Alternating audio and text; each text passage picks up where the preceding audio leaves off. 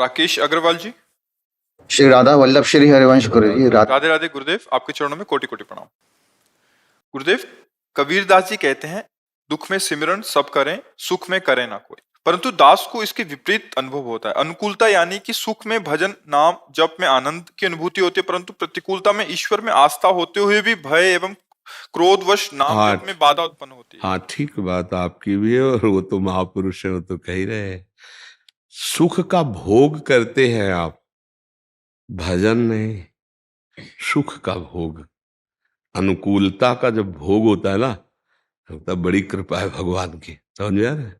और जो हम नाम जप करते हैं, तो नाम जप का सुख नहीं है, अनुकूलता का सुख है। मानते हैं कि हम भजन करते हैं, लेकिन अनुकूलता का भोग करते हैं।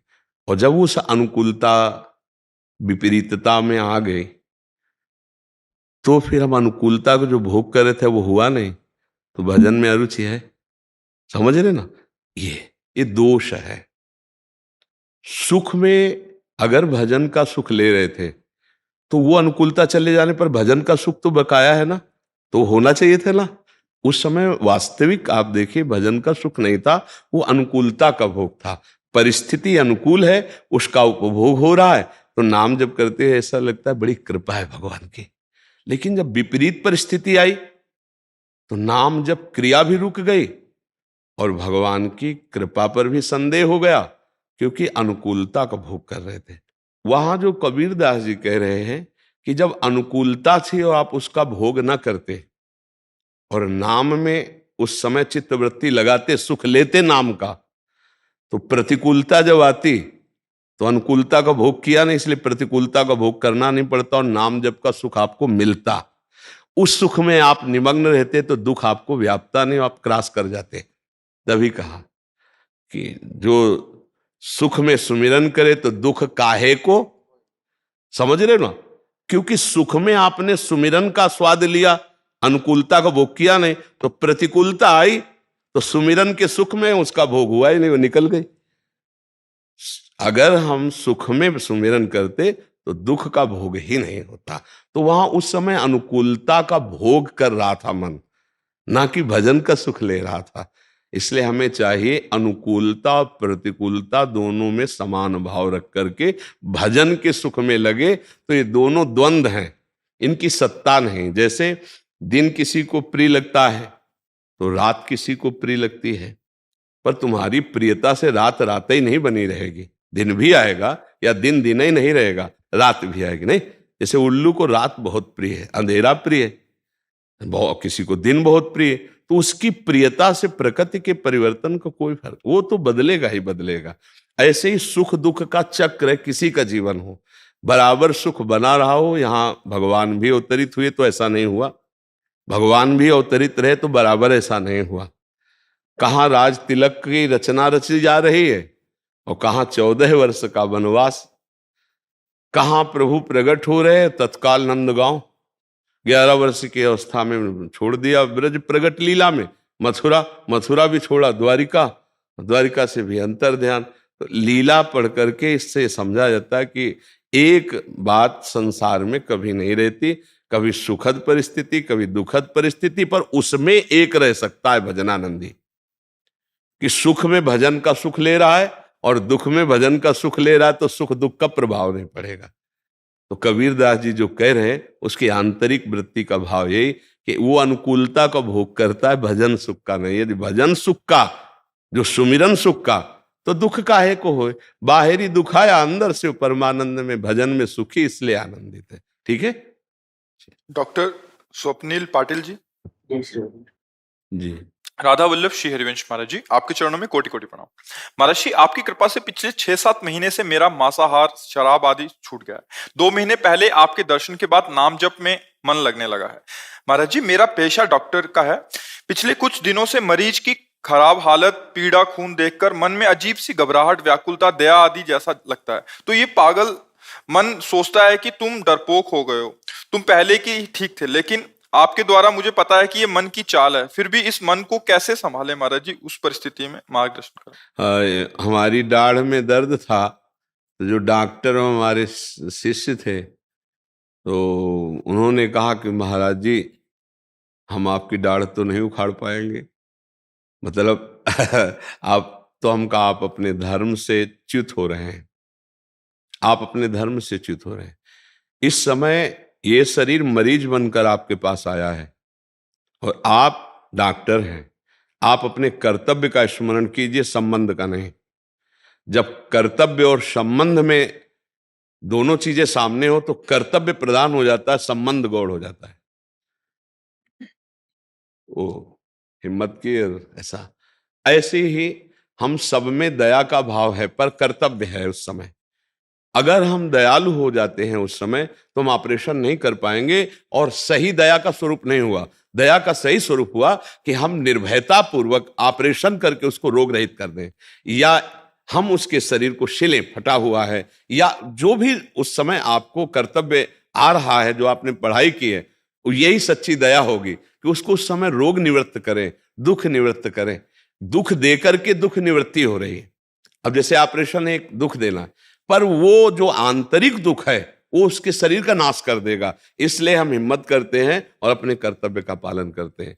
भगवत भाव भजन ऐसा हृदय द्रवित नहीं करता कि आप डॉक्टरी न कर पाओ, आप युद्ध न कर पाओ, आप कर्तव्य का पालन न कर पाओ, ऐसा नहीं। देखो पांचों पांडव महान भागवत है ना, युद्ध में कोई दया का दर्शन करा रहे हैं क्या? जैसा भगवान का आदेश होता है काट काट के फेंक रहे हैं। तो थोड़ा सा विवेक रखने की जरूरत है कि हृदय में प्यार है सबके प्रति, लेकिन जहां हमको लगता है ऑपरेशन की जरूरत है तो आप तो यंत्रों से करते हो, हम भी ऑपरेशन करते हैं। कभी प्यार से ऑपरेशन होता है तो आपका ऑपरेशन तो बेहोश होके होता है, हमारा ऑपरेशन होश का इंजेक्शन लगा के होता है। और तो अब उसमें हम सब में भगवान देख रहे हैं, पर आप हमारे पास आए हैं, कहीं ना कहीं आपके अंदर श्रेष्ठ भाव आया है कि आप संत हैं, आप गुरुदेव हैं। तो अब हमारा कर्तव्य आता है कि हम आपके संशय का ऑपरेशन करें। उसके लिए हमें आवेश में बोलना पड़े या प्यार से बोलना पड़े या डांटना पड़े। और जैसे निज जन है तो दंड विधान भी है, और वो दंड उनके लिए करुणा है कि उनके अपराध के आगे पुनरावृत्ति न हो, जो अपराध हुआ उसका क्षमापन हो जाए। ऐसे आप डॉक्टर हो, आपका करुणामय हृदय है, तो करुणा इस बात में होनी चाहिए कि इसका रोग कैसे निवृत्त हो, इसका दुख कैसे निवृत्त हो। आपके हाथ ऑपरेशन में नहीं कांपने चाहिए, आपको खून देख करके घबराहट नहीं पैदा होनी चाहिए। नहीं, अगर ये बातें अगर आप अपने अंदर लाओगे कमजोरी, तो दूसरे यही कहेंगे देखो भक्ति से क्या होता है, कमजोर हो गए ना आप, और आपको भी लगेगा भक्ति कमजोर कर देती है। नहीं, ऐसा नहीं है। भक्ति कमजोर नहीं करती, भक्ति तो परिपक्व करती है। कहीं ना कहीं आप अपने कर्तव्य कर्म को चूक में ले रहे हैं, चूक हो रही है आपसे कर्तव्य कर्म की। जैसी परिस्थिति है उस परिस्थिति के अनुसार भक्त अपना स्वरूप प्रकाशित करता है, अंदर से भाव वही रहता है। लेकिन परिस्थिति देखो, भीष्म जी को परिस्थिति आई, सिंहासन के प्रति समर्पित भाव थे, तो जान रहे दुर्योधन अधर्म कर रहा है, लेकिन दुर्योधन की तरफ से ये लड़ रहे हैं भगवान से। सम्मुख इधर भगवान है और इधर भीष्म जी महाभागवत है। क्या उनको ज्ञान नहीं है कि अधर्मी है? पर उन्होंने नियम लिया था कि आजीवन पिता के सामने कि सिंहासन पर जो बैठेगा मैं उसकी रक्षा करूंगा, उसी वचन की पूर्ति के लिए। तो भक्त का हृदय बहुत विवेकपूर्ण होता है। मुझे लगता है कमजोरी नहीं आनी चाहिए। क्यों? आप बोलिए ना। भक्ति तो कर्तव्य युक्त करती है, भक्ति कर्तव्य युक्त करती है। आपको डरना नहीं, ये करुणा नहीं। करुणा तो ये है कि जिसे मानो उसके अंदर फोड़ा है। अब अगर फोड़े का ऑपरेशन नहीं हुआ तो ज्यादा वो दुखी हो जाएगा। तो करुणा ये है कि बहुत संभाल करके उसके पूरे फोड़े का ऑपरेशन हो जाना चाहिए। तो ये उसके ऊपर करुणा हुई। तो ऐसी करुणा करो कि आप डॉक्टर हो, मरीज आए हुए हैं, तो उनकी इस भाव से सेवा करो कि भगवान इनके अंदर हैं, अब हमको इस सेवा मिली तो बिल्कुल परफेक्ट, कोई शरीर में कंपायमान नहीं, कोई दया उस समय नहीं। दया है उसको रोग निवृत्त करने के लिए, तभी आप चीरफाड़ कर सकते हो, तभी आप सिल सकते हो। कोई चीख रहा है, चिल्ला रहा है, आप उसके साथ रोने लगे तो आप थोड़ी कर पाएंगे। नहीं, आप में कोई फर्क नहीं पड़ना चाहिए। राधा राधा, इस समय मेरा कर्तव्य है, ऐसा कर्तव्य। क्यों? हाँ हाँ, बिल्कुल। इसमें अगर ये आप दूसरों से कहोगे तो फिर लोगों का भक्ति भाव में ये भाव आ जाएगा कि ये भक्ति भाव कर्तव्य चित कर देता है क्या? ऐसा नहीं है। हमारे सृष्टि के विधान में जितने बड़े बड़े सब महाभागवत हैं। देखो यमराज जी महाभागवत हैं, इतनी दया नहीं बख्शते, 1 सेकंड के भी कर्म का दंड देते हैं, अपने कर्तव्य से विलग नहीं। और जो धर्मात्मा है उसके लिए वो धर्मराज है, और जो पापी उसके लिए भयानक यमराज है। दोनों बात समझ लिए। जब आप भक्ति के क्षेत्र की बात कर रहे तो एक सरल भक्त हो, लेकिन जब डॉक्टर तो एक परफेक्ट कर्तव्य कर्म करने वाले डॉक्टर हो। ये कला सीखना होगा, नहीं तो फिर भक्ति को लोग समझेंगे कि बहुत मतलब भोलापन पैदा कर देना भक्ति का स्वभाव। ऐसा नहीं, ऐसा नहीं। देखो हनुमान जी महाराज परम भागवत है ना, जब राम जी के पास बैठे तो चरण में ऐसे कितने भोले लग रहे, और जब उनका सेवा धर्म देखो तो अट्टहास कर गर्जा कपि बड़े लाग आकाश, हरि प्रेरित तहि अवसर चले मनुत 49। अट्टहास किया तो राक्षसियों के गर्भ गिर गए, पूरी लंका में एक दहाड़ में थर्रा दिया। जय श्री राम। वो स्वरूप जयगिर चरण दे हनुमंता चले सुगा पाता महावीर। तो उन्हीं भगवान का हम भजन कर रहे हैं, जिनके दास हनुमान जी, जिनके दास गरुण जी, उन्हीं भगवान का हम भजन कर रहे हैं। तो दोनों बातें देखी गई, कटकटा के दांत और दैत्यों को घूंसों लातों से सब मर्दन कर दिया, और परम दयालु है नहीं है। ऐसे हजार हजार को पकड़ के जांग में जैसे उट्टन लगाया जाता है ना, ऐसे हनुमान जी ने मल दिया, राक्षसों को मल दिया। कछु मारिस कछु मर्दिस कछु मिले धरी धूरी। कौन है? महाभागवत, परम करुणा में। जब भजन में है तो देखो, यत्र यत्र रघुनाथ कीर्तनम तत्र तत्र कृतमस्त कांजलम वाष्पवारि परिपूर्ण लोचनम। आहा, आंखों से अश्रु बह रहे, रोम रोम प्रफुल्लित है, सिया राम सिया राम। और जब सेवा आई तो भयंकर रूप देख लो, कछु मारिस कछु मर्दिस कछु मिले धरि धूरी, कछु पुनि जाय पुकारे प्रभु मरकट बल भूरी। बहुत बलवान ये स्वरूप। डॉक्टर तो परफेक्ट डॉक्टर, अपने कर्तव्य में कहीं किंचन मात्र कोई भी कमजोरी नहीं आनी चाहिए। कर्तव्य कर्म का पूर्ण रूप से पालन करने वाला भागवत होता है, भक्त होता है। इसलिए हमें लगता है थोड़ा सा स्वभाव को सुधार लीजिए, ठीक। हाँ, अब नहीं आनी चाहिए दया। दया वास्तविक यही है कि उसको निरोग करना है, एकदम तत्पर हो जाओ। अब किसी का पैर टूटा है, वो रो रहा है, अब साथ में तुम भी बैठ करके द्रव्य तो कैसे बलेगा। अब वो रो रहा है, तुम्हें हिम्मत करके तुरंत उसको ऑपरेशन थिएटर में ले जाना है और उसको दुख निवृत्ति करना है। इंजेक्शन, दवाइयां, जो भी उसका प्रोसेस, उस तरह से आप कीजिएगा, ठीक है। हाँ, एकदम।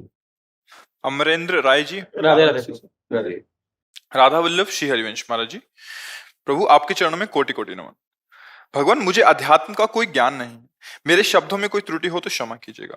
प्रभु जी, मेरे अंदर ये भावना आती है कि आप ही मेरे लिए सर्वस्व हैं, जो गुरु रूप में आए हैं। आपका दर्शन पाकर मेरा ये जीवन धन्य हो गया। भगवान, मुझे लगता है कि मुझे प्रभु मिल गए हैं, तो मेरे अंदर भगवत प्राप्ति की इच्छा नहीं उत्पन्न होती है। तो क्या मेरा ये विचार सही है? नहीं, भगवान की विशुद्ध कृपा है।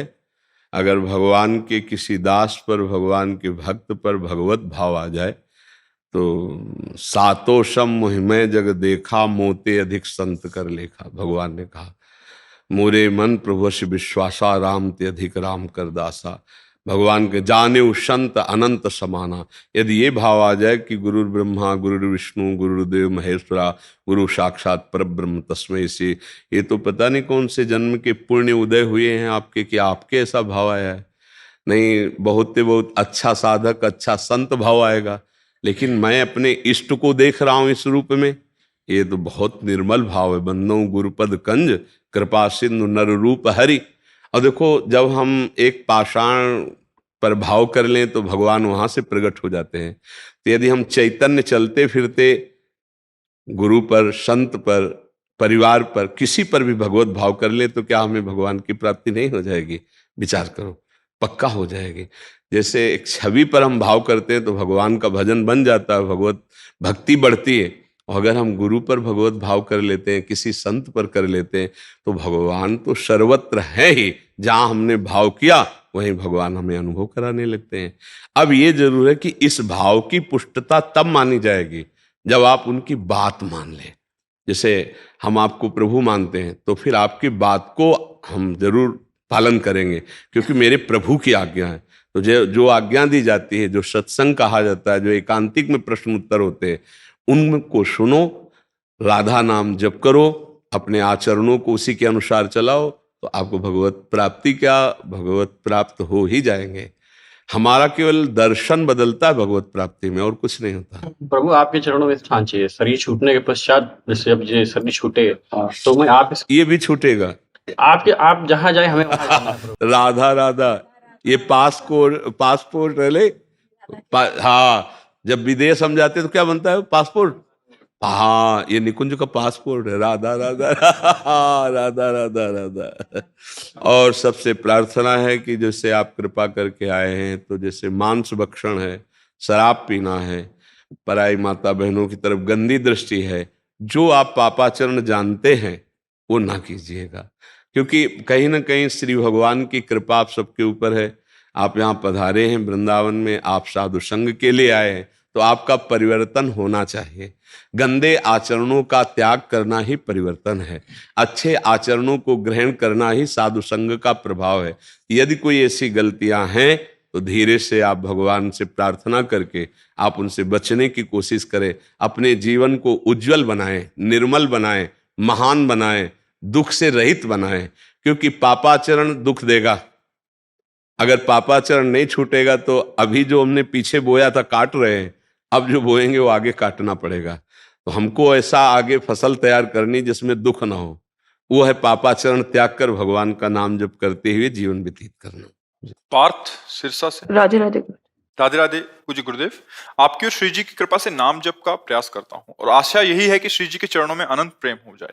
मेरी आयु 13 वर्ष की है, मेरी नवकिशोर अवस्था प्रारंभ हो गई है। आपके सत्संग के द्वारा मुझे ब्रह्मचर्य की अहमियत के बारे में पता लगा है। श्री जी की कृपा से अभी तक मैंने कोई कुचेष्टा नहीं की, परंतु सांसारिक पढ़ाई एवं संसारिकता में रहने के कारण कुछ गलत बातें कान में पड़ जाती हैं और जाने अनजाने में गलत विचार दिमाग में आ जाते हैं, जिनपे मैं कभी कभी रुचि भी ले लेता हूँ। मुझे उसके बाद जलन होती है। कृपया मुझे मार्गदर्शन करें। बहुत धन्यवाद है कि आप इस प्राथमिक जीवन की अवस्था को संभालने की चेष्टा कर रहे हैं। बस इतना है कि गंदे बच्चों से बचिए। अभी खास जो बचने का उपाय है कि जो बच्चे तुम्हें गंदी बात सिखाएं, गंदी बात सुनाएं, गंदी क्रियाओं की तरफ प्रेरित करें, उनसे दूरी बना लीजिए। जो ऐसा नहीं कि सब गंदे बच्चे ही होते, जो बच्चे अच्छे हैं उनका संग कीजिए, नहीं तो अलग रहना सीखे। स्कूल गए, पढ़ाई की, अपने घर आ गए सुरक्षित। ऐसे बच्चों का संग जो आपके जीवन को गलत दिशा में, आपको तो पता ही ना कि गलत दिशा क्या होती है। जैसे आप कहते हैं मुझे जलन होती, फिर बाद में जब, ये बहुत अच्छे अंतःकरण का लक्षण है जिसमें जलन होती है, गंदी स्फुरणा, गंदी बात या गंदी चेष्टा के बाद, वो तो बहुत अच्छा अंतःकरण होता है। अभी पवित्र हो तुम बच्चा, अभी संभाल लोगे। बस किसी भी तरह अपनी इंद्रियों को छूट ना दे, किसी भी तरह मोबाइल आदि का संग ना करे। मोबाइल रखते हो पास? मोबाइल नहीं, लैपटॉप है। हाँ, लैपटॉप में भी वो क्षमता है जो मोबाइल में है, होती है वही तो क्षमता होती है, सर्च किया जा सकता है, पूरा वही है। हाँ, तो उससे बचना। आजकल तो मतलब गलत गलत बातें मित्रों से की जा सकती हैं, गलत गलत दृश्य देखे जा सकते हैं। अगर इनसे बचोगे यंत्रों से, तो प्रगट में बचने की वृत्तियां तो हम संभाल सकते हैं, लेकिन एकांत में यंत्रों से गंदगी अंदर लाने में बड़ी सुविधा रहती है। क्योंकि प्रगट में तो जैसे 4 बच्चे भी देखते हैं ऐसा, और एकांत कमरे में बैठ करके मान लो हम कह दिया हम पढ़ाई पढ़ रहे हैं, इसके बाद गंदी बातें सर्च करके देखने में मन को रुचि होती है। इस अवस्था में गंदे गंदी बातें, इसके लिए उत्साह होता है, संसारिकता की जानने की विशेष एक जिज्ञासा होती है। तो ये तो आपके ऊपर कृपा है कि आप अध्यात्म के जिज्ञासु बन रहे हो। तो ये बातें लैपटॉप से ना आने पाए, गंदे संग ना होने पाए, और धीरे धीरे जितना बन सके नाम जप करो, और कभी कभी 10-20 मिनट सत्संग सुन लिया करो, और अपनी पढ़ाई को भजन मानो। जिस क्लास की पढ़ाई पढ़ रहे हो उसे ही भजन मानकर खूब तन्मयता पूर्वक उसको पढ़ो। खाली समय में राधा राधा जप लिया करो, ठीक है।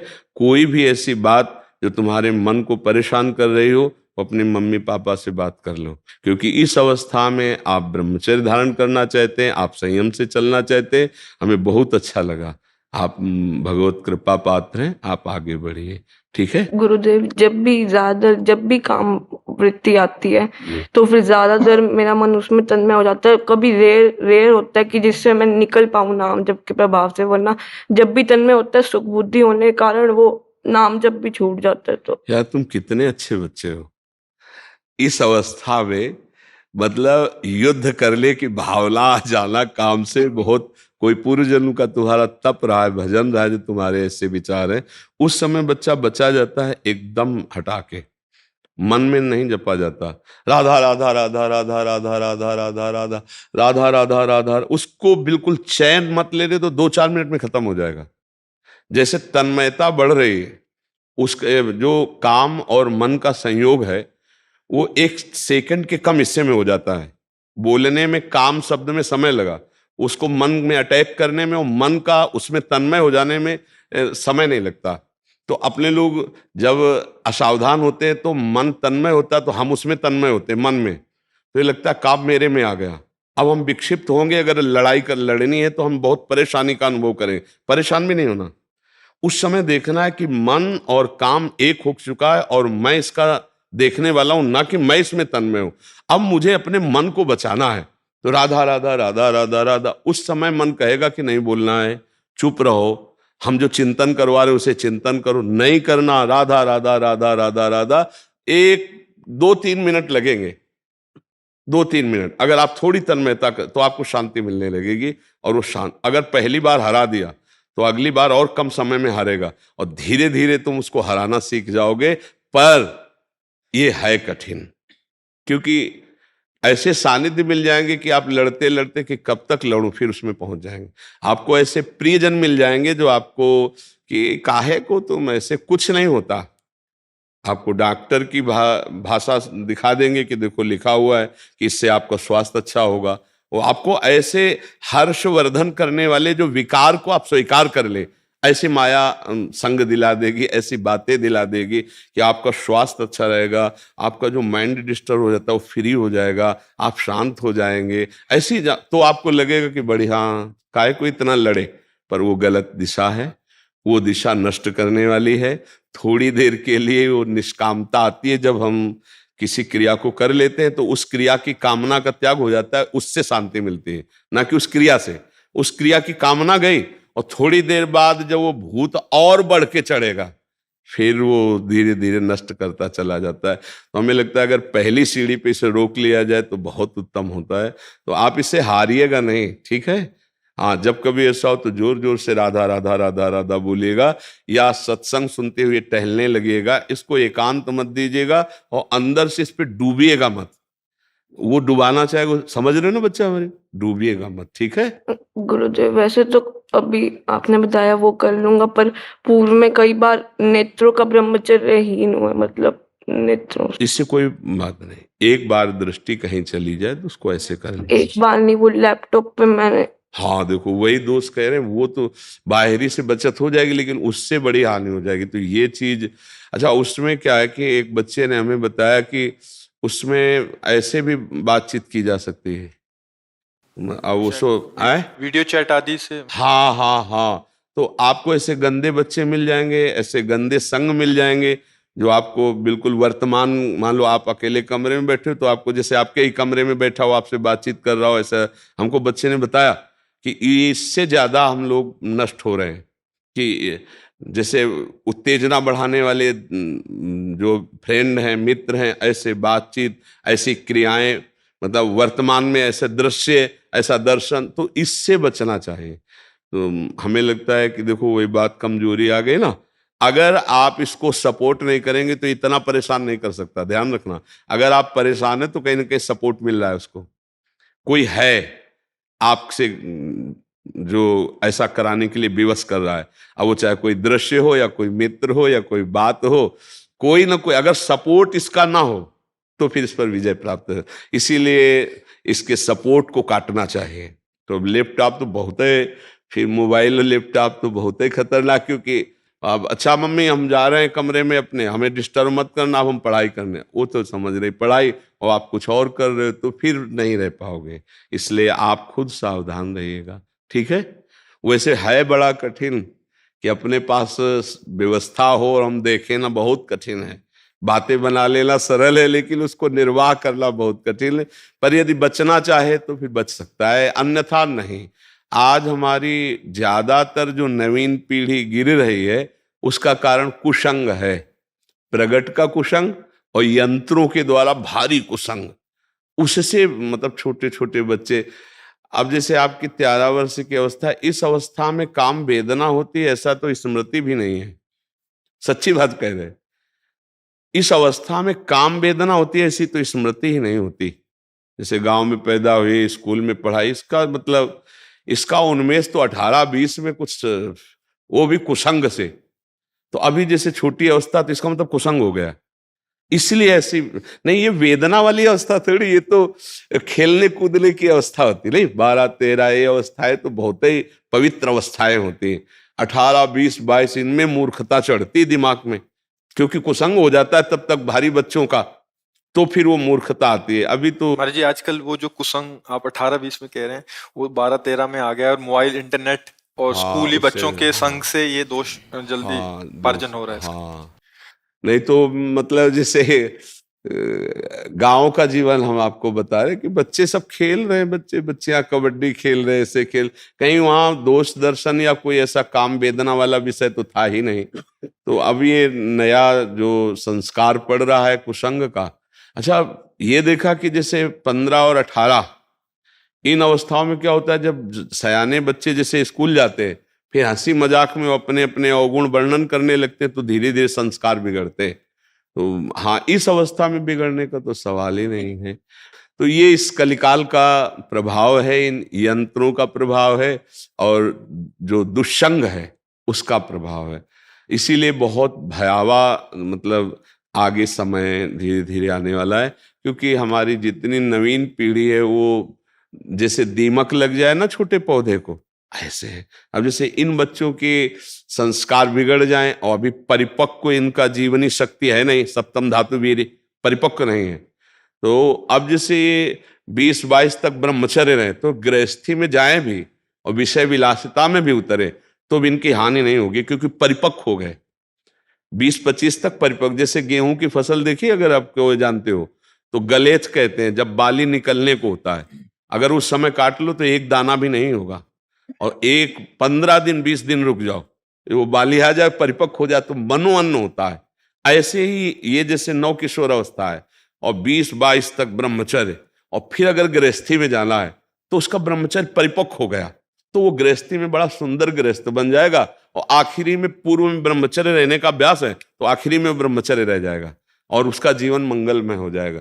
पहले यही प्रथा थी, गुरुकुलों में रखे जाते थे, चाहे राजकुमार हो चाहे कोई भी हो, तो वो 18-20-25 तक ब्रह्मचर्य ही रहते थे। तो आप सावधान होकर चलिएगा, ठीक है। गुरुदेव, और मुझसे नाम जब भी थोड़ा होता है और साधन एक भी नहीं होता, इससे मुझे फिर ज्यादा तुम साधन की चिंता मत करो, पढ़ाई की चिंता करो, गलती ना होने पाए इसकी बात की चिंता करो, और 100-200 बार भी अगर राधा राधा कहोगे तो ठीक है, ठीक है। बस आप ये बात ध्यान रखना, अपने मन की कोई गंदी बात रखना नहीं, चाहे मम्मी पापा से बता देना, चाहे कभी आ करके बता देना, तो वो अगर रखी रही तो फिर गड़बड़ कर देगी, ठीक है। बहुत अच्छे बच्चे हो, धन्यवाद। तुम्हारा जीवन भगवान कैसे परमार्थ की तरफ ले रहे हैं। अगर ये गृहस्थी में भी जाना है, वैसे विचारवान रहोगे ना तो बहुत अच्छे गृहस्थ बनोगे जी। नहीं, हमें बहुत अच्छा लगा बच्चा, तुम्हें हृदय से हम सपोर्ट करते हैं, बस अच्छे भाव से चलते रहना, कोई गंदी बात मत करना, ठीक है। बहुत अच्छे बच्चे हो, इस अवस्था में तुम परमार्थ की बात समझना चाहते हो, सावधान रहना चाहते हो, बड़ी कृपा आपके ऊपर है, ठीक है। हाँ, अच्छे से राधा राधा। ब्रह्मचारी सुब्रत जी, पतंजलि योगपीठ से। राधे राधे। राधा वल्लभ श्री हरिवंश महाराज जी। महाराज जी, प्रभु की कृपा से इतना पता चल गया है कि भगवत प्राप्ति, ईश्वर प्राप्ति ही जीवन का परम उद्देश्य है। मैं इस मार्ग पर चलने का प्रयत्न भी कर रहा हूँ। महाराज जी, शास्त्र सदगुरुदेव के वाणियों को हम जीवन में पूरी तरह से कैसे पालन कर सकते हैं? एक विरक्त साधक की दिनचर्या कैसी होनी चाहिए? उसे किन किन बातों पर विशेष ध्यान देना चाहिए? बात ये बच्चा कि जहां से गुरुदेव से जुड़ा जाता है, दिनचर्या वहां से बनवाई जाती है, क्योंकि हमारी दिनचर्या हमारे अनुगामी जन ही पालन कर सकते हैं। क्योंकि हम कोई दिनचर्या बताएं, आपके गुरुदेव उसको काट दें, समझ रहे हो? तो दिनचर्या तो अपने गुरुदेव से ही बनवानी चाहिए, क्योंकि तुम्हारे गुरुदेव विराजमान हैं। रामदेव जी वही योग गुरु, जो योग का तो फिर उनसे दिनचर्या बनानी चाहिए, क्योंकि दिनचर्या का बहुत बड़ा महत्व होता है। और गुरु के द्वारा बनाई दिनचर्या हमारे जीवन में सिद्धि प्राप्त कराती, भगवत सिद्धि, भगवत साक्षात्कार। वो गुरु के वाक्य ही ब्रह्म वाक्य माने जाते हैं। अब हम आपको दिनचर्या बताएं और आपके गुरुदेव उसका विरोध कर दें, काट दें, क्योंकि वो योग मार्ग हमारा प्रेम योग का, तो फिर बच्चा अपराध भी बनने की संभावना हो सकती है। तो हमें लगता है दिनचर्या तो आप अपने गुरुदेव से बनवा लीजिए। और क्या पूछा है? पर जी विरक्तों को किन किन बातों का विशेष ध्यान देना? हाँ, विरक्तों को सबसे पहला ध्यान देना चाहिए वीतराग। विरक्त को क्या कहते हैं? वीतराग। वीतराग माने जिसका राग नष्ट हो चुका है। न शरीर से राग, न भोगों से राग, न किसी पद से राग। प्रायः वीतराग हम कहलाकर किसी न किसी पद से राग करते, वैभव से राग करते हैं, भोग से राग करते हैं, और कहलाते हैं वीतराग। जिसका राग बीत गया है, नष्ट हो चुका है, न उसको शरीर से राग है, न लोक सम्मान से, न लोक संपत्ति से, न लोक यश से राग है, और न अपने मन बुद्धि से राग है। वो मन बुद्धि का दृष्टा, मन बुद्धि को परमात्मा में निरंतर लगाने वाला, मय्येव मन आधत्स्व मयि बुद्धिम निवेशय, तो निवस्य मय्येव अतोर्ध्वम न संशया। यदि तू अपने मन और बुद्धि को मेरे में लगा देगा तो तू मेरे में निवास करेगा। सच्चा वीतराग भगवान में निरंतर स्थित रहता है, भगवदाकार वृत्ति रखता है। भगवदाकार वृत्ति के लिए निरंतर अभ्यास गुरु मंत्र का। गुरु मंत्र मिला है, जो गुरु मंत्र मिला है, जो नाम मिला है, उसका निरंतर अभ्यास हर स्थिति में, चाहे वो सुखद परिस्थिति हो, चाहे दुखद परिस्थिति हो, अपने आराध्य देव का विस्मरण ना हो। ये मुख्य साधन। सहायक साधन, जब वीतराग हैं तो किसी भी तरह से काम संबंधी चेष्टा नहीं होनी चाहिए, वो चाहे कोई देख रहा हो या ना देख रहा हो। मोबाइल आजकल परमार्थ के लिए बहुत सहयोगी भी और घातक भी है। सहयोगी है कि महापुरुषों के वचन सुन सकते हैं, हम भगवत मार्ग का घर बैठे श्रवण करके, मनन करके अनुष्ठान कर सकते हैं। और घातक इतना है कि एकांतवास करने वाले समाज से दूर रहकर भी हम समाज की गंदगी को देख सकते हैं और अपने मन में बसा सकते हैं। तो नए, जैसे आपकी नई अवस्था है, तो आपके पास मोबाइल है, टच वाला मोबाइल है। अब इससे बचने की बहुत बड़ी जरूरत है। अगर आपको मोबाइल रखना है तो आपको इतनी हिम्मत रखनी कि आप उसमें कुछ गलत संसार का ना देखें। पर वैसे हमें लगता है कि अगर ना रखा जाए तो ज्यादा सुविधा रहेगी। सुनने के और यंत्र होते हैं, जैसे 300-300 घंटे के प्रवचन की चिपें आती है, लगा लो, आप उनको सुनो। लेकिन टच वाले मोबाइल में क्या कि कुछ भी में आप मन का मन की, चलो कभी मन होता है संसारिकता में उतर जाता है। कबहू तो थोरो भजन, कबहू होत विशाल, मन को धीरज छुटे नहीं, गहे न दूजी चाल। अभी साधक हो, साधक हर समय भगवदाकार थोड़ी रहता, कभी कभी विषयाकार हो जाता है। विषय भोगों की इच्छा इतनी प्रबल हो जाती है कि भगवान फीके लगने लगते हैं। उस समय हमको सत्संग की जरूरत होती है। अगर हमारे पास मोबाइल है, कुसंग है, तो हो सकता है हम सर्च कर लें, हो सकता है हमारा गलत चिंतन चला जाए, फिर बचना मुश्किल है। जो हम दृश्य देखते हैं वही हमारा मनन होता है, जो मनन होता है वही क्रिया में उतर जाता है। एक मछली के मैथुन को देखकर सौभरी ऋषि ने 50 ब्याह किए। एक पुरुष और स्त्री के मैथुन युक्त क्रिया को देखकर अजामिल व्यभिचारी बन गया, वैश्यागामी बन गया। और हम मोबाइल में बहुत से ऐसे अगर दृश्य देखेंगे तो हमारी दुर्दशा क्या होगी। कोई भी इससे बच नहीं सकता। यदि वो दृश्य देखेगा, ऐसा मनन करेगा, वो भ्रष्ट आचरण वाला हो ही जाएगा। तो वीतराग भगवत मार्ग के पथिक को चाहिए, चाहे वो गृहस्थी से चल रहा हो, चाहे विरक्ति। गृहस्थी में भी एक सीमा है, विषयों की एक सीमा है। सीमा के बाहर उल्लंघन करोगे तो पाप का अनुसरण होगा और वो तुम्हारे हृदय को गंदगी से भर देगा, और तुम्हारा हृदय गंदगी तो दुर्गति रुकेगी नहीं। तो हमें लगता है बच्चा मोबाइल को थोड़ा सा संयम में देखो, जैसा अभ्यास किया जाए वैसा हो जाता है। जैसे जीवन में नहीं रखा तो जीवन में नहीं, हमें चलाना ही नहीं आता, हमें जरूरत ही नहीं है। हाँ, आप लोग सेवाएं कर रहे हो तो आप लोग उनको रखो, पर संभाल के, ऐसी कोई गलती ना करो जो तुम्हारे जीवन को खा जाए। आसक्ति है, आसक्ति, ये जा नहीं सकती, बहुत कठोर है। किसी भी विषय की आसक्ति आप लोग देख लीजिए कि आसक्ति आसक्ति आ गई, अब जाना बड़ा मुश्किल पड़ रहा है, ऐसा लगता है जी नहीं सकते इसके बिना, किसी भी विषय भोग के बिना। तो इसलिए वीतराग संसार से जो विलग है तो बहुत कठिन है। क्या 35 वर्ष पहले कोई भी महात्मा नहीं जीवित था? क्या व्यवहार नहीं चल रहा था? क्या मोबाइल 35 वर्ष बहुत हुए? इसके पहले क्या जीना नहीं था क्या लोगों का? क्या व्यवहार नहीं था? क्या व्यापार नहीं था? क्या व्यवस्थाएं नहीं थी? क्या आज इतने अधीन हो गए कि ऐसा लगता है मोबाइल नहीं तो जीवन नहीं? क्यों ऐसा लगता है ना? तो हमें लगता है कि चलो व्यापार और संसार में, लेकिन साधुता के मार्ग में तो इससे बहुत बचने की जरूरत है। अच्छा, किससे बात करना है जब हम वीतराग हैं? क्यों बच्चा, किससे बात करोगे? मुझे सेवा दिया गया है तो इसीलिए मोबाइल चलाते हैं। अच्छा, सेवा का तो हमें लगता है कि फिर गुरु कृपा इतनी मजबूत होनी चाहिए कि जिन जिन को जो सेवाएं दी जाती हैं फिर उसमें बहुत प्रवीण किया जाता है। तो आप बच्चा ऐसे प्रवीण रहिए कि उसमें फंसिए मत, ठीक है? मोबाइल से बचिए, बहुत बड़ा कुसंग है बच्चा, बहुत बड़ा। कुछ नहीं है तो समय व्यर्थ होता है, रीलें देखना, और धीरे धीरे गंदगी में वो पहुंच जाएंगे ही आप। जब हम कुछ देखते हैं सुनते हैं उसका मनन होता है तो चाह हो जाती है कि हम भी वो खाएं पिएं देखें सुने भोगें। बस ये चाह साधु को नष्ट कर देती है या भगवत मार्ग के पथिक को नष्ट कर देती है। तो प्रगट में कुसंग का त्याग और अंदर की वृत्ति के कुसंग का त्याग, हर समय भगवदाकार वृत्ति करना, और हो सके तो भिक्षान्न से शरीर निर्वाह करना। ये बहुत पवित्र विचारों का सृजन करता है भिक्षान्न। जैसे वैरागी तो 5 घर से रोटी मांग ले, कभी मांगा है बच्चा? हाँ, भिक्षान्न अगर पाओ तो इस अवस्था में आप संयम में रह सकते हो, क्योंकि गालियां मिली भिक्षा में कभी? हाँ, ये प्रसाद होता है जब, हाँ, इससे देहाभिमान गलित होता है, देहाभिमान नाश होता है। तो हमें लगता है कि 5 घरों में भिक्षान्न करे और संयम से रहे और प्राणायाम और आसनों का अभ्यास करे, जिससे ब्रह्मचर्य ऊर्ध्वगामी होता है।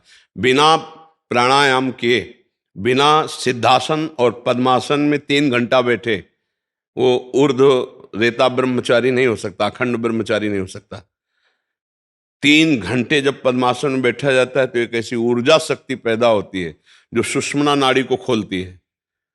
फिर जो अधोगामी वीर शक्ति होती है वो ऊर्ध्वगामी होती है, बस फिर वो ब्रह्म प्राप्ति के योग्य हो जाए, उसे फिर नैष्ठिक ब्रह्मचारी कहते हैं। तो साधन मार्ग में लगे हो तो पवित्र भिक्षान्नम औषधम, औषधि की तरह अन्न का सेवन करे और बहुत शरीर को थकाए, चाहे आसनों के द्वारा, परिक्रमा के द्वारा, सेवा के द्वारा। ब्रह्मचारी को विश्राम नहीं, शरीर इतना शिथिल हो जाना चाहिए कि जब सैया पे पड़े तो तुरंत निद्रा में चला जाए, नहीं तो उपद्रव हो जाएगा।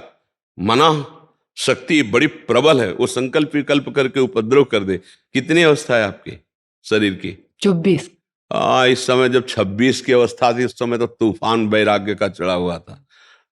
किसी से मिलना नहीं, किसी की तरफ देखना नहीं, आकाश वृत्ति से जो भोजन आ जाए कई कई दिन भूखे रहना, कष्टप्रद जीवन, भीषण सर्दी में भी कोई कंबल नहीं, कोई स्वेटर नहीं, और साथ में श्लोक सामने, जहां मन हमको डरवाता कष्ट के लिए, हाँ बस मात्रा स्पर्शास्तु कौन्ते शीतोष्ण सुख दुखदा आगमा पाइनो अनित्यास्तास्ति तिक्षुस्व भारत। हे अर्जुन, ये आने जाने वाले कष्टों को सह, ये आने जाने वाले विकारों को सह, ये इनकी कोई सत्ता नहीं है। यम ही न व्यथ्यन्ते ते पुरुषम पुरुषर्षभ सम दुखा सुखाधीरम स्वमृतत्वाय कल्पते। ये श्लोक मानो हमारे गुरु के रूप में रहे सामने हमारे, जहां कहीं विचलित होते फौरन भगवान के वचन याद आते, ए सावधान, अपने मार्ग में चल। तो ये तो बहुत भूंज देने वाली अवस्था है, अपने आप को मिटा दे तो प्रकाशित हो जाता है, फिर वो भगवत स्वरूप हो जाता है।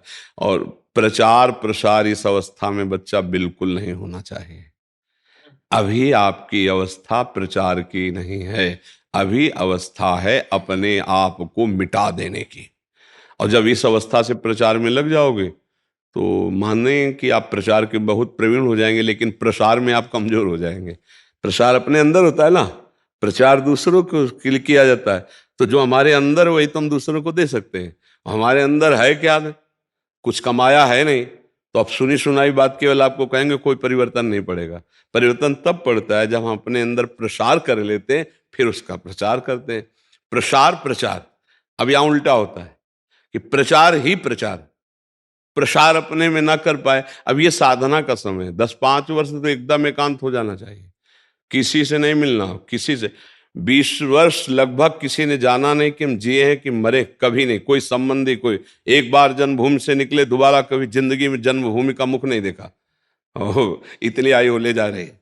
ये मार्ग कट्टरता का है कि अपने अपने प्रति कट्टर, दूसरों के प्रति मृदु, अपने प्रति कठोर शासन का। और संसार का नियम है वो अपने प्रति क्षमा करता है और दूसरों पर कठोर शासन। और परमार्थ का नियम है अपने प्रति कठोर शासन और दूसरों पर क्षमा, दया का स्वभाव। तो इस समय तो बच्चा प्रचार वाली सेवा अपने गुरुदेव से प्रार्थना करके निवृत्त होइए और एकांत में बैठकर वृत्ति को ब्रह्माकार करने की चेष्टा कीजिए। भिक्षान्न के द्वारा पोषण के, अगर सच्चे सन्यासी बनना है तो, अगर सच्चा मार्ग ग्रहण करना है तो बच्चा, हमें यही लगता है कि ऐसा है। ये नई अवस्था में हमें लगता है कि मतलब ज्यादा गुरुजनों की सुविधा में पोषण होने पर फिर सिद्धि प्राप्त नहीं, भगवत प्राप्ति बड़ा कठिन हो जाता है। क्योंकि एक घर से आए दूसरी सुविधा में, तो अब उसने तो तितिक्षा की ही नहीं, कष्ट सहा ही नहीं, तो कैसे जान पाएगा। तो आपसे प्रार्थना है कि कुछ समय के लिए गुरुदेव से आदेश लीजिए। तो हमें लगता है सच्चे गुरुदेव के प्रचारक तब बनोगे जब पहले योग्यता आ जाए अपने अंदर। कितनी देर आसन में बैठ पाते हो आप? 2-3 घंटा। हाँ, बढ़िया, खूब पद्मासन और सिद्धासनों में बैठिए और गुरु मंत्र का ध्यान कीजिए। और मन जो वृत्तियां फेंक रहा है, रागात्मक या द्वेषात्मक, उसको काटते रहिए, सबसे मुख्य साधन है। और अगर ब्रह्मचारी की भावना है तो आजीवन में माता बहनों के सानिध्य से दूर रहिए। आजीवन जिस शरीर के प्रतिकूल आकर्षण में हमारी वृत्ति जाती, अपने को कमजोर मानकर दूर रहिए। जब माता बहनों में भगवत भाव आ जाए, कि जैसे हम अपनी माँ के पास कैसे रहते हैं, माँ हमें गले से लगाए तो हमें कहीं दोष भाव आएगा, छोटी बहन, बराबर की बहन, तब हमारा बिल्कुल असली भाव आ जाए, नाटक नहीं, असली भाव आ जाए कि ये साक्षात माँ है हमारी और ये बहन है, ये हमारी बेटी की तरह है, तो बात फिर अलग हो जाती। नहीं तो हम माँ बहन बेटी कहेंगे पर उनमें हम गलत भाव कर लेंगे। तब तक हमको दूरी बना के रखना चाहिए जब तक हमारे भाव ठीक न हो जाए। उनमें कोई कमी नहीं, हम कमजोर हैं, हमारी कमजोरी दूर हो जानी चाहिए, तभी परमार्थ की पुष्टता होती है। ना अंतर से वृत्ति खराब हो और ना बाहर से हमारा कोई ऐसा कुसंग हो, ना गंदे आचरण हो, तो भगवान की कृपा से परमार्थ निर्वाह हो जाता है। और जो प्रारंभ में ही प्रचार आदि में लग जाते हैं तो भगवान रक्षा करे उनकी, लेकिन हमें तो लगता है कि बड़ी मतलब मुश्किल है। क्योंकि जब काम विजयी नहीं हुए, क्रोध विजयी नहीं हुए, तो जब हम प्रचार करते हैं तो ये सब सुविधाएं मिलती है, खान पान, किसी के घरों में रहना, उनके परिवार के बीच में रहना, तो फिर मुश्किल हो जाता है। मुझे तो लगता है कि अगर वैराग्य ले तो एक बार पहले इन पर विजय प्राप्त करे, काम विजयी, क्रोध विजयी, लोभ विजयी, मोह विजयी होकर फिर भगवान अगर ये सेवा दें प्रचार की तो करना चाहिए। पर पहले अपने को अंकुश में, पहले अपने को जान ले, अपने को संभाल ले, तब इस मार्ग में। क्यों बच्चा? हाँ, ऐसे। मोक्षित जी दिल्ली से। राधे राधे। राधा वल्लभ श्री हरिवंश महाराज जी, आपके चरणों में कोटि कोटि प्रणाम। महाराज जी, आपकी और श्री जी की कृपा से नाम जप करने का प्रयास करता हूँ और ये आशा है कि श्री जी से अनंत प्रेम हो जाए, परंतु मन में एक प्रश्न आता है कि क्या मुझ जैसे अधम जीव को क्या कभी उस कोटि का प्रेम जैसा आपका श्री जी से है कभी अनुभव हो पाएगा? क्योंकि न ही मेरे पास आप जैसा महापुरुष का निरंतर प्रकट सानिध्य है और ना ही वृंदावन धाम। पर नाम का सानिध्य तो है ना, जिस नाम के सानिध्य से कोई महापुरुष बनता है वही नाम आपके पास है। जो महापुरुष भगवान के जो अंश हैं वही अंश आप में है। जो शरीर पांच भौतिक है वही आपका है। अंतर इतना हो गया कि आप संसार का चिंतन किए और वो भगवान का चिंतन किए। उस अंतर को मिटा दो, आप निरंतर नाम जप कीजिए तो भगवान के नाम का सानिध्य का मतलब भगवान का सानिध्य। भगवान के नाम का सानिध्य मतलब है नामदाता संतों का सानिध्य, क्योंकि नाम किसी न किसी संत के मुख से ही तो सुना जाता है। तो वो संत हमारे पास हैं हर समय। अगर हम राधा राधा रट रहे तो मानो वो संत हमारे पास हैं। क्योंकि आप गौर से देखना, जब आप राधा राधा रटोगे तो आपको वो झांकी उन्हीं संत की आएगी जिन्होंने आदेश किया कि आज अगर इनकी कृपा न होती तो ये नाम जप। तो सानिध्य हो रहा है ना। राधा राधा रटोगे तो अब वो हमारे अंदर और बढ़े, इसके लिए गलत आचरण से बचना पड़ेगा। तो सुधार अपने आप शुरू हो जाता है। हम अधम मानते हैं अपने को आचरणों में देख करके, है नहीं। हमसे अधम आचरण हुए। जैसे कोई शराबी है तो शराब के कारण उसको शराबी कहा गया। अगर वो शराब छोड़ देता है तो आप फिर उसे शराबी नहीं कह सकते, क्योंकि ना वो शराबी था ना शराबी है, बीच में उसने शराब स्वीकार की थी इसलिए उसे शराबी कहा गया था। समझ रहे ना। ऐसे ही हम अधम आचरण करते हैं तो हम अंदर से सोचते हैं कि हम अधम हैं, हमारा कल्याण कैसे हो सकता है। लेकिन जब हम नाम जप करेंगे और अधम आचरण छोड़ देंगे तो हम वैसे ही हो जाएंगे जैसे महापुरुष हैं, हो जाएंगे ना। अच्छा, एक तो ये सिद्धांत हुआ करने का और दूसरे का है कृपा का। जैसे हम नाम जप कर रहे हैं, यद्यपि हम कभी भी उनकी समानता नहीं कर सकते, पर जैसे पारसमणि छू जाए तो जंगहा लोहा सोना बन जाता है। वो लोहा कभी मुकुट बन करके नहीं बैठ सकता था माथे पे किसी भी देवता या भगवान के, लेकिन पारसमणि छू गई और वो सोना बन गया और वो मुकुट बन के लग गया।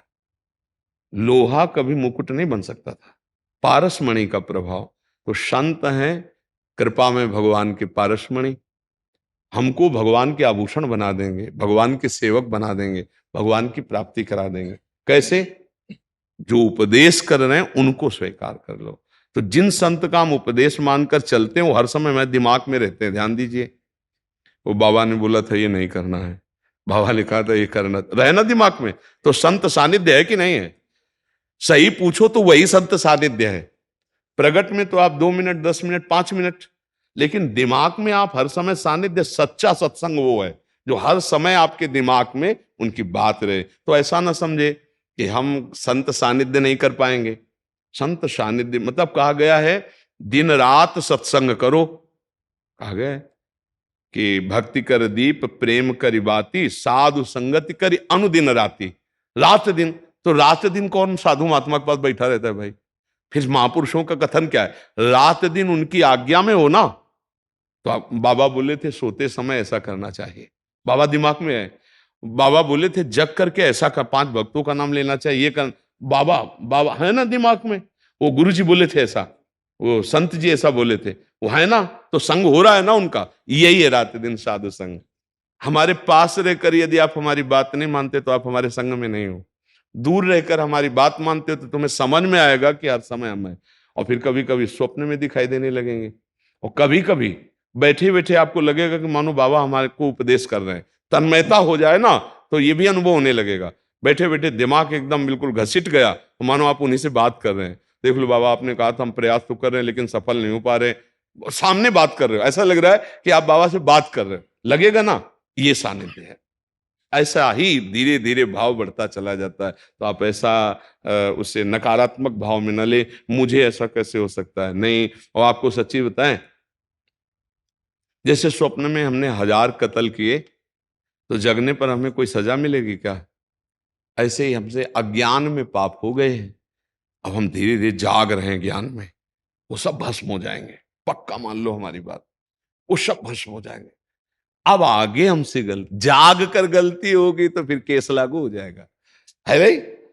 अब जग का अब लो नशानी, अब ना सही हो, अब इसमें सावधान हो जाए। तो अच्छे बच्चे हो, भगवान की बड़ी कृपा है कि इस अवस्था में आप अध्यात्म को समझना चाहते हैं, भगवान के मार्ग में चलना चाहते हैं, नाम जप करते हैं। तो आप ये हे भाव तो छोड़ ही दें कि हमको सानिध्य नहीं प्राप्त है।